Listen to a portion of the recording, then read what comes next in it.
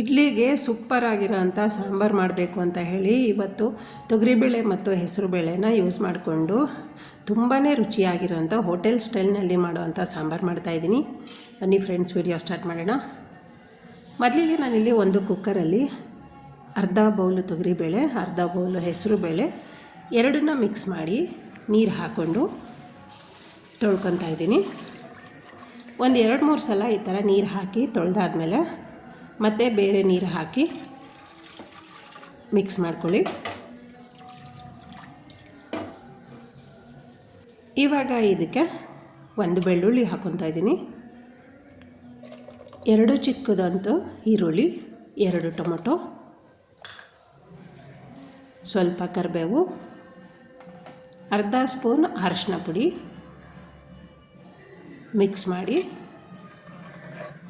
Mix ಮಾಡಾದಮೇಲೆ cooker whistle close ಮಾಡಿ 3 whistle ಬರೋ ತನಕ ಕೂಗಿಸ್ಕೊಬೇಕಾಗುತ್ತೆ. ಕುಕ್ಕರ್ ವಿಷಲ್ ಓಪನ್ ಮಾಡಿದ್ದೀನಿ, ನೋಡಿ ಎಷ್ಟು ಸಣ್ಣದಾಗಿ ನುಣ್ಣಗೆ ಬೆಂದಿದೆ. ಇವಾಗ ಈ ಥರ ನೀವು ಸೋಟಿನಲ್ಲೇ ಮಿಕ್ಸ್ ಮಾಡ್ಕೊಂಬಿಟ್ರೆ ಅದೆಲ್ಲ ಚೆನ್ನಾಗಿ ಸ್ಮ್ಯಾಶ್ ಆಗಿಬಿಡುತ್ತೆ.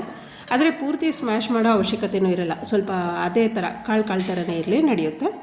ಇವಾಗ ಅದು ಬೆಂದಿರೋ ಅಂಥ ತೊಗರಿಬೇಳೆ ಮತ್ತು ಹೆಸರುಬೇಳೆನ ಬೇರೆ ಪಾತ್ರೆಗೆ ಶಿಫ್ಟ್ ಮಾಡ್ಕೊತಾ ಇದ್ದೀನಿ. ಕುಕ್ಕರ್ಗೆ ಸ್ವಲ್ಪ ನೀರು ಹಾಕ್ಕೊಂಡು ಮಿಕ್ಸ್ ಮಾಡ್ಕೊತಾ ಇದ್ದೀನಿ. ಇವಾಗ ನಾನು ಇದಕ್ಕೆ 1.5 ಸ್ಪೂನ್ ಸಾಂಬಾರು ಪುಡಿನ ಹಾಕ್ಕೊತಾ ಇದ್ದೀನಿ. ನೀವೇನಾದರೂ ಖಾರ ಇಷ್ಟಪಟ್ಟರೆ ಸ್ವಲ್ಪ ಸಾಂಬಾರು ಪುಡಿ ಜಾಸ್ತಿ ಹಾಕ್ಕೊಳ್ಳಿ.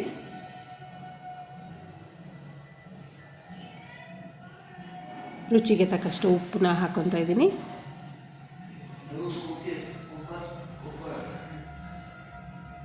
ಅರ್ಧ ಸ್ಪೂನ್ ಬೆಲ್ಲ ಹಾಕ್ಕೊತಾ ಇದ್ದೀನಿ.